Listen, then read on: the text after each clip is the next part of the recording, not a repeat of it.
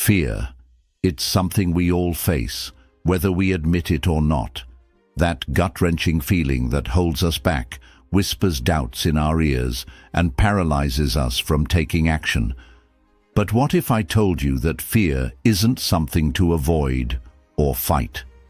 What if I told you that fear, in its raw form, could actually become your greatest ally?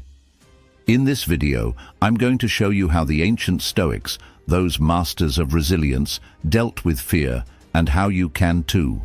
No fluff, no empty motivation. I'm about to drop some truth bombs and give you real, actionable steps that will transform the way you handle fear forever. Trust me, you won't want to miss this. Stick around, and by the end, you'll have the tools to use fear as fuel, to rise above uncertainty, and to become the kind of person who doesn't just survive, but thrives in the face of fear. Let's dive in. Number 1. Fear is a friend. Embrace it, don't avoid it. Have you ever had one of those moments when you were on top of the world?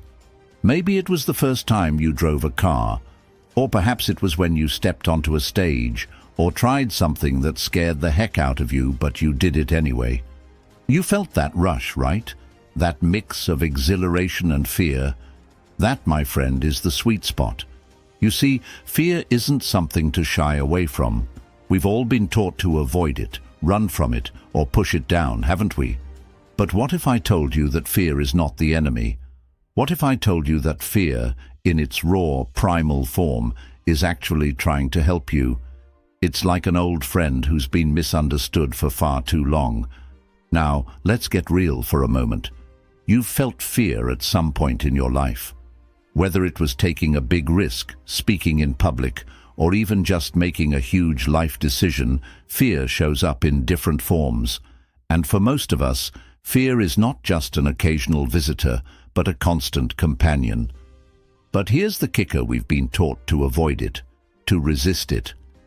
What if the truth is this fear is actually your greatest ally? Think about it. Fear keeps you alert. It sharpens your mind. It's a natural response designed to protect you.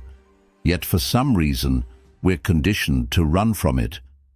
But the most successful people, the ones you admire, learned to dance with their fear, not to flee from it. They knew that fear, if confronted, could unlock their true potential. Fear isn't the villain of your story. It's a signal, a guide, a messenger that says, hey, something important is about to happen, and you need to pay attention. The problem is, most of us never stop to listen to the message. Instead, we let the fear control us, tell us we're not good enough, or that we're going to fail. But what if we could look at fear from a different perspective? Instead of running, what if we embraced it, as if it were an old friend? Let me take you back for a second. Think about those moments from your childhood, the first time you tried something new. Maybe it was that jump off the high dive at the pool, or asking someone out for the first time, or even the nerves before taking a test. You were afraid, yes, but you did it anyway.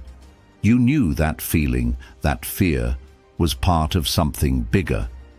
The adrenaline rush, the anticipation, it made the experience more rewarding. In those moments, fear was a motivator. It was a marker of growth. When you stepped out of your comfort zone, your world expanded. You learned that fear wasn't there to hurt you, but to help you grow. Over time, we forget this lesson. As we get older, we start to avoid fear, thinking it's a sign that something's wrong, when in fact, it's just the opposite. Fear is a friend, not a foe. So, what would happen if we embraced that feeling again? What would it look like to step into fear rather than shy away from it? Imagine if, the next time you felt that familiar tension in your chest, you stopped and asked yourself, what is this fear trying to teach me? What could it reveal about the potential just waiting to be unlocked? It's something worth exploring, don't you think? Number 2. Fear is just a story. Rewriting your inner narrative. Do you remember a time when you were full of confidence? when you believed you could achieve anything? It's easy to look back on those moments, especially when we were younger, and think, if only I could have that mindset again. Maybe you were fearless, or maybe you just had a perspective that let you try anything without doubting yourself. What happened? Where did that belief go? Fear, as we know it, often feels like a big, insurmountable obstacle. But the truth is, fear is a story. Your mind has woven a narrative about what's possible and what isn't. And that story, much like a book, can be rewritten. You see, fear doesn't come from a place of reality. It comes from the story you tell yourself about reality. Think about it for a second. Have you ever told yourself that you couldn't do something, only to find out later that it wasn't as hard as you thought? Or perhaps you avoided an opportunity because of a narrative you created in your head, one where failure was inevitable, even though you never actually took the first step. The mind is a powerful thing. It creates stories that feel incredibly real, even though they are often based on nothing more than fear of the unknown, fear of failure, fear of rejection, fear of being judged. All these fears are stories fabricated by your mind to keep you safe. But the thing is, stories can be changed. Imagine for a moment that you have the power to rewrite the script. What if you could change the way you see fear? Instead of it being a wall that blocks your progress, what if it became a signpost that guides you? A signal that tells you exactly where you need to go next. Every time you feel fear creeping in, stop and ask yourself, what's the story I'm telling myself right now? Is it true? Is it helping me? Or is it simply a projection of the worst-case scenario? More often than not, the answer is the latter. The narrative you're feeding yourself is limiting your potential, and that's something you have the power to change. Think back to when you were a child, when your imagination was limitless. You didn't hesitate to take risks because you didn't have the same story of fear that you do now. You didn't think about failure or judgment, you simply acted. You learned to walk because you didn't fear falling, you just believed you would get up again. You tried new things because you had a story in your mind that success was just as possible as failure. As we grow older, we begin to write different stories. Stories that tell us we're not good enough, that we might fail, that the world is too dangerous to take risks. But what if we could reclaim the stories of our youth, the ones filled with optimism, possibility, and courage? What would change if we began to view fear through the lens of possibility instead of paralysis? What if you could rewrite your fear story today? What would happen if you looked at every fearful thought as just a narrative you had the power to edit?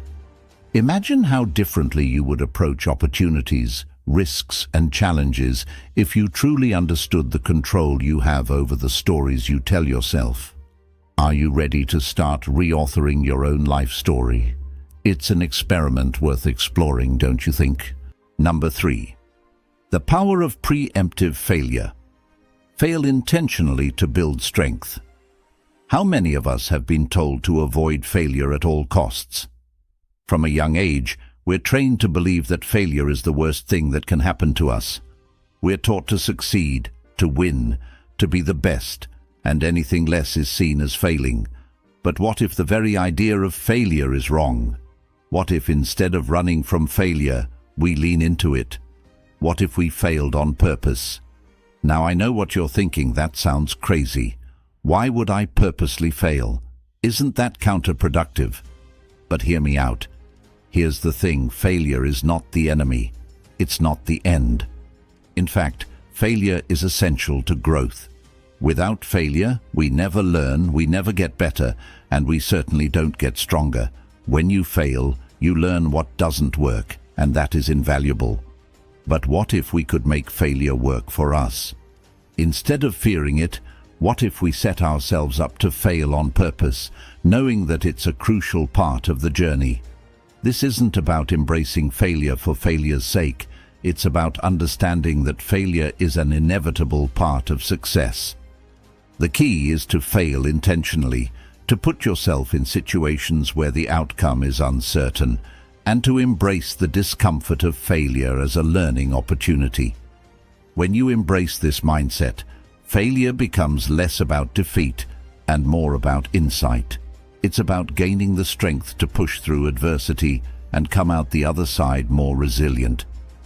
Think back to when you first learned to ride a bike. You fell a lot. But each time you fell, you got back up. You didn't think, "I'm a failure," you thought, "I'm learning." And that's exactly how you should approach life. Every time you stumble, it's not a sign of defeat, it's a sign of growth. As children, we understood this instinctively. We knew that failure wasn't final.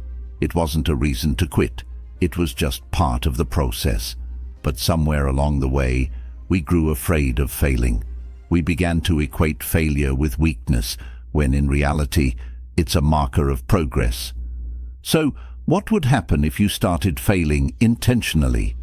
What if, instead of avoiding failure at all costs, you actively sought it out to grow stronger? How would that change the way you approach challenges, risks, and even your own fears? Wouldn't it be fascinating to see just how much you could achieve if you removed the stigma of failure from your mind and turned it into your greatest teacher? Number 4. Exile your comfort zone. Live in discomfort by design.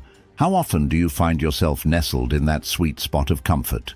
You know, that place where everything feels easy, predictable and safe. It feels so good, doesn't it? The couch, the TV, a steady routine, no surprises, no discomfort.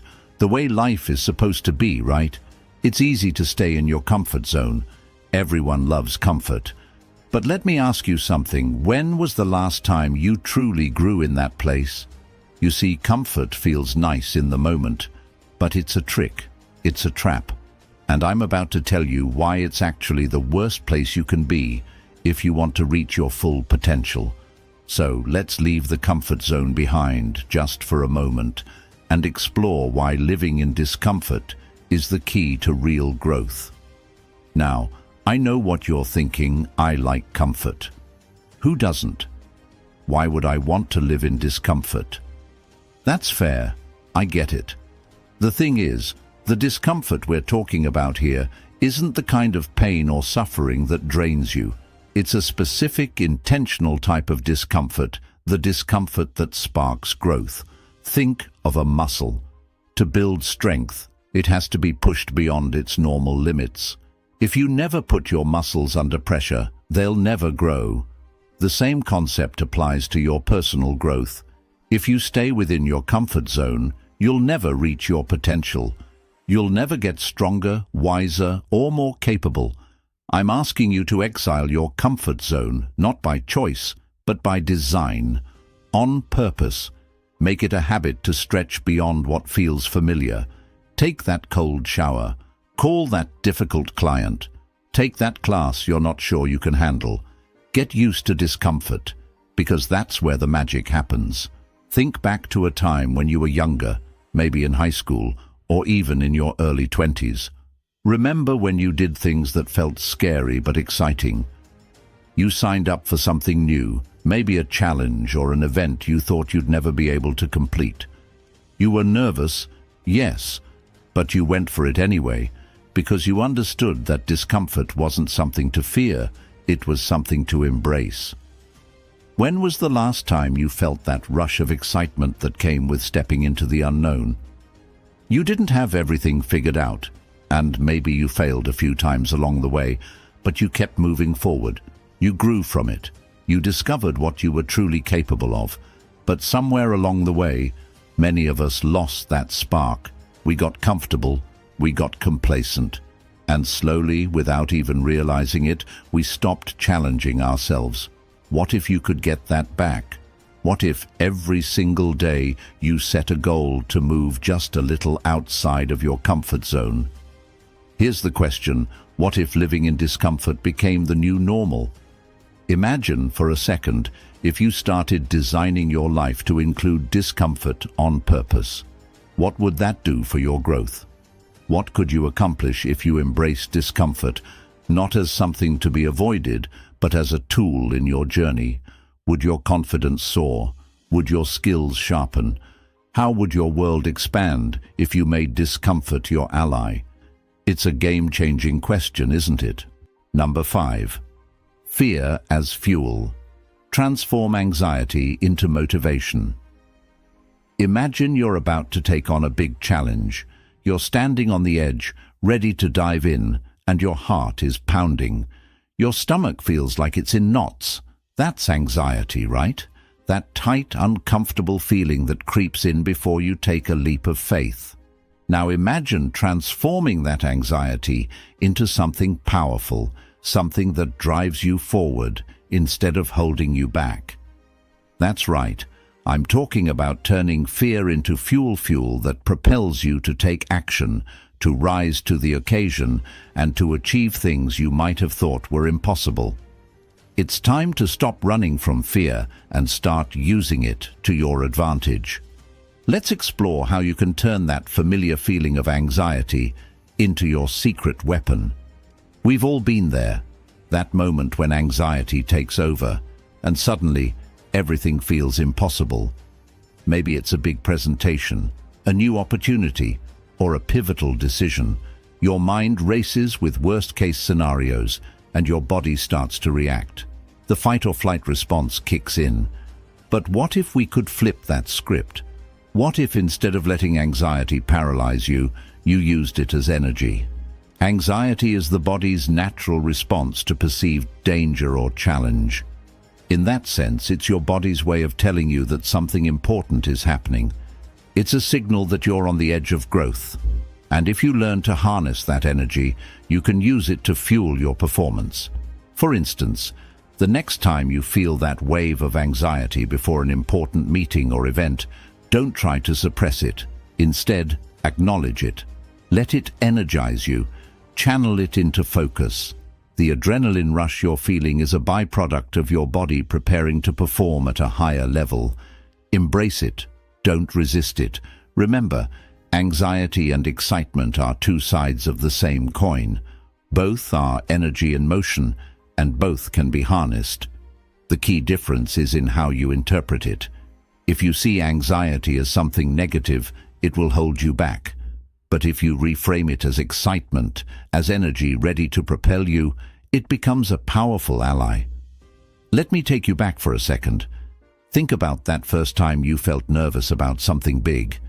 Maybe it was before a school play, a job interview, or speaking in front of a crowd. Remember how your heart raced, how your palms sweated, and yet, when you pushed through it, you came out on the other side stronger, more confident, and proud of yourself. That feeling, that combination of nerves and excitement, wasn't your enemy. It was the fuel you needed to perform. It was the fire that burned inside you, pushing you to do things you didn't think were possible. That was fear as fuel. And it's still inside you. It's there every time you step up to face something new. You just need to remember how to tap into it. Now, imagine using fear as fuel every single day. What would your life look like if you started turning your anxiety into motivation? How much more could you achieve if you didn't shy away from fear, but instead ran towards it? What new heights would you reach if you used every moment of nervousness as a springboard to success? What could happen if fear became your most powerful motivator? What if, instead of letting it hold you back, you let it push you forward? Isn't that a concept worth exploring? Number 6. The art of detachment. Let go of the need for control. How much of your time do you spend trying to control the world around you? Maybe it's your work, your relationships, or even how people perceive you. It's natural to want to control things. After all, control feels safe. But what if the key to finding peace and fulfillment in life isn't in controlling everything, but in letting go of the need to control? What if true freedom came from detaching from outcomes? I know, it's a tough pill to swallow. We've all been conditioned to think that control is power. But what if letting go of that need for control is the real path to power? The truth is, we live in a world full of uncertainty. There are so many things that are out of our hands, no matter how hard we try to control them. But here's the thing, most of the time, the things we try to control aren't even within our sphere of influence. We can't control the weather, other people's actions, or even the future. Yet we stress ourselves out, trying to make everything go according to our plan. But the art of detachment, the ability to let go of the need to control, is liberating. It's about surrendering to the flow of life and trusting that things will unfold as they are meant to. This doesn't mean giving up or being passive.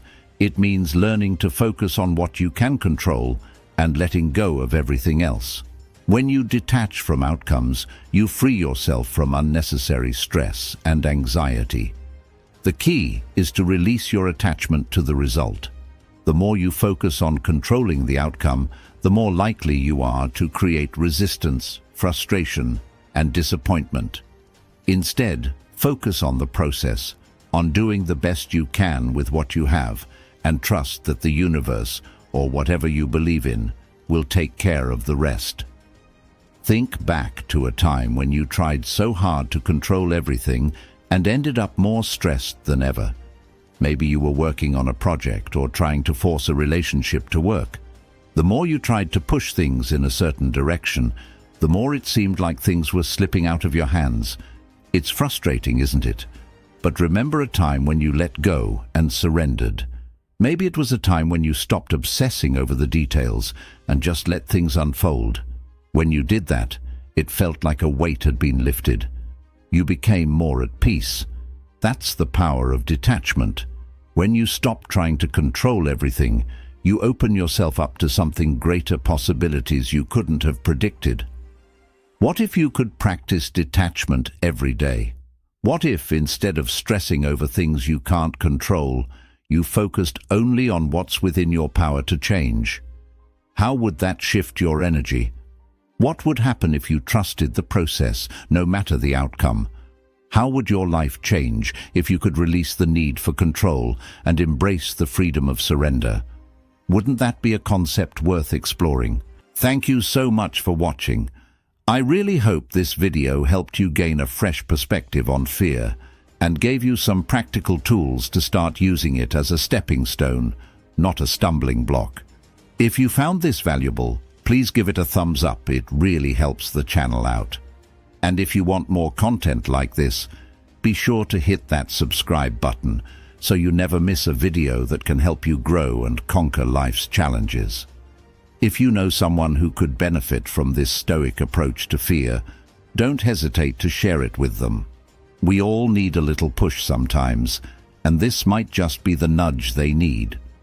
I'd love to hear your thoughts. Leave a comment below and let me know how you handle fear or any experiences you've had with fear that turned into growth. Let's build a community where we can all learn and support each other. Remember, fear doesn't control you. You control how you respond to it. So take what you've learned today and go turn your fear into your power. Until next time, stay strong, stay brave, and keep pushing forward. You've got this.